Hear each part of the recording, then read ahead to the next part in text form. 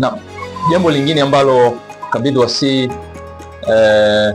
amekuwa akilichosha katika mazungumzo yetu baina yake na wazee ilikuwa ni swala viongozi wa juu wanaopigania kurejesha msikiti mweupe pale msikiti wa pale Manyema wanaonekana kuwa wanakalia baadhi ya majengo ya msikiti wa Manyema.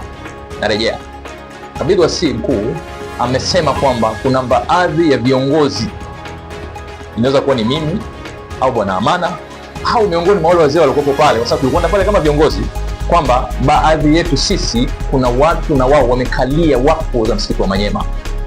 Hili nalo ningependa kidogo mimi niligusie. Sisemi kwamba amenitaja mimi, lakini ngoja niseme kilichopo. Kuna nyumba ya wakfu ambayo ilitolewa wasia, na katika waliohudhuria katika wasia alikuwa ni marehemu Ismail Rajabu Kamnambeo, baba yangu mzazi. Aliyumo kwenye hicho kipande cha wasia, kwenye hiyo wasia ambayo ilipatikana pale msikiti wa Manyema, kwamba walikuwepo watu kadhaa akiwepo na yeye kuwa ni miongoni mwa walioshuhudia huo wasia, kwamba bi mkubwa yule anatoa wakfu wa nyumba yake, wakfu wa nyumba au kiwanja, siangalia vizuri, ningekuwa nayo hapa ningeweza nikaibaini vizuri, ni wakfu wa nyumba au kiwanja, anatoa wakfu kwa msikiti wa Manyema. Miongoni mwa walioshuhudia kiapo chake hicho ni pamoja na bwana Ismail Rajabu Kamnambeo almarhum, Mwenyezi Mungu amrehemu kwa aliko. Dokumenti hii imepelekea sasa bwana Hassan Yahya Hussein, ndiye aliyeanzisha jambo hili, ambaye mnamfahamu bwana Hassan Yahya Hussein, ndio miongoni mwa viongozi walioondolewa pale na ndio wasababishi wakubwa kabisa wa mizozo inayoendelea pale, yeye na wenziwe. Katika kulizungumza hilo, Hassan kalichukua kasema kwamba mimi Maulid Ismail ninakalia nyumba ya wakfu huku na kule, ya Rabbi, mimi sijui hata hiyo nyumba iko wapi, hata uwasia wenyewe nilikuwa sijajua. Maneno haya nimeyasikia kwa mara ya kwanza kwa bwana huyo Hassan Yahya Hussein. Sasa yamekuzwa. Ghafla napigiwa simu mimi, miezi miwili iliyopita hivi au mitatu, nimepigiwa simu mimi, serikali ya mtaa, kuna uvamizi kule nyumbani kwetu Kijitonyama, kwamba kuna watu wanasema hiyo nyumba Kijitonyama ni mali ya msikiti wa Manyema, kwa hiyo kuna uvamizi huko pale. Amekuja mtu mmoja anaitwa Kundia, amekuja mtu mmoja anaitwa afisa ardhi na nani, wanataka maelezo kuhusiana na ile nyumba yetu sisi tunaokaa ambayo Kijitonyama.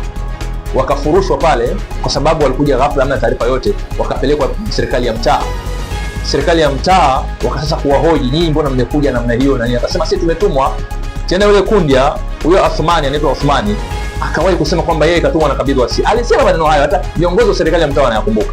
Tukambana pale, mwisho wa siku akatoa barua kwamba yeye alikuwa ni miongoni mwa wanakamati, ametumwa. Tukaisoma ile barua, tukakuta kwamba ndio barua ambazo wamepewa kamati zilizo expire ndio walizonazo pale msikitini, ndio na yeye anayo ile barua. Tukamwambia barua haifai, ya ustahiki wewe kusimamia jambo hilo, kwa sababu barua yako inaonekana ilisha expire, wewe unakuja hapa kama nani? Kwa hivyo tukalizungumza lile, kwa sababu alikuwa kwa ardhi, tukamwomba haya, tukamkubalia, nenda pale nyumbani ukachukua taarifa za lile jengo. Sasa kachukua taarifa za lile jengo. Mimi sasa hivi nafanya kazi za real estate, najua mambo ya ardhi yalivyo.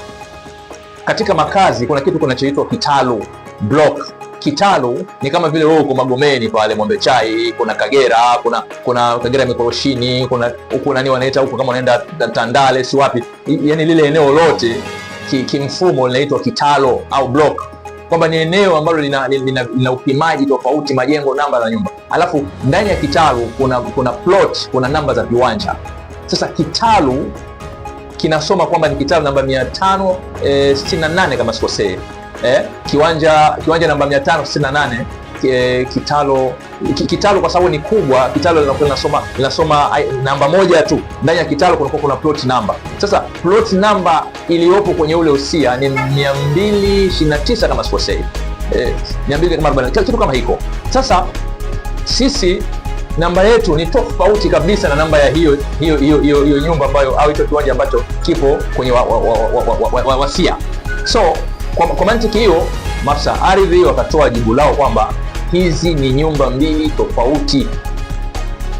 Sasa kwa kuwa Kabidhi Wasii hakunitaja mimi pale, ila amesema kwamba kuna watu viongozi, nyinyi kuna viongozi, moja kwa moja alikuwa ananyataka, kwa sababu hiyo kazi ya siko pale msikiti wa naijua. Kabidhi Wasii mkuu, mimi sihusiki na aina yoyote ya mali za wakfu, sihusiki. bali mimi ndio ninapigania kurudisha mali za wakfu zirudishwe katika msikiti wa Manyema. Kwa hivyo ule usia ambao unaonyesha kama kuna nyumba ambaye marehemu baba yangu alidai ni miongoni mwa watu walioshuhudia usia, haihusiani kabisa hiyo nyumba na ile nyumba yetu.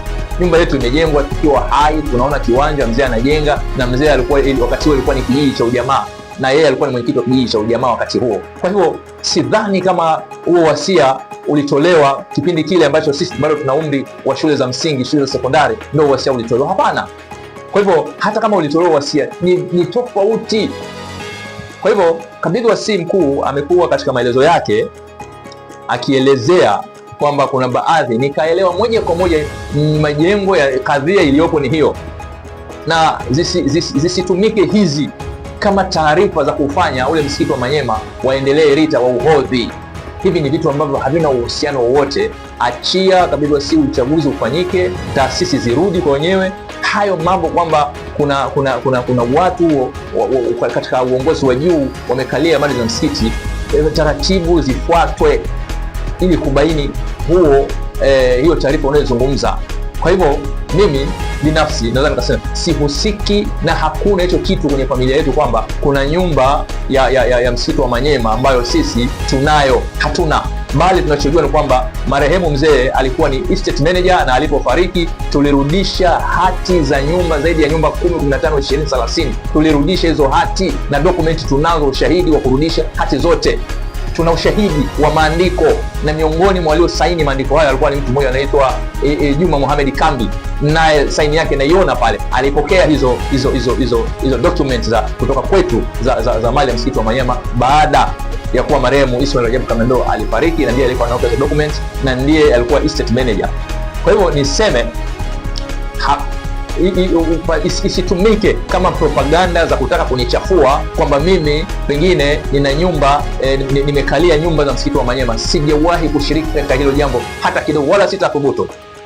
Nilitaka niliweke hili kama hoja kwa sababu nalo linawekwa. Pengine hata kuna baadhi ya wakubwa wanaambiwa kwamba yule naye mchafu, kuna nyumba za wakfu wanazo. Hapana jamani, nyumba za wakfu mimi nishazirejesha.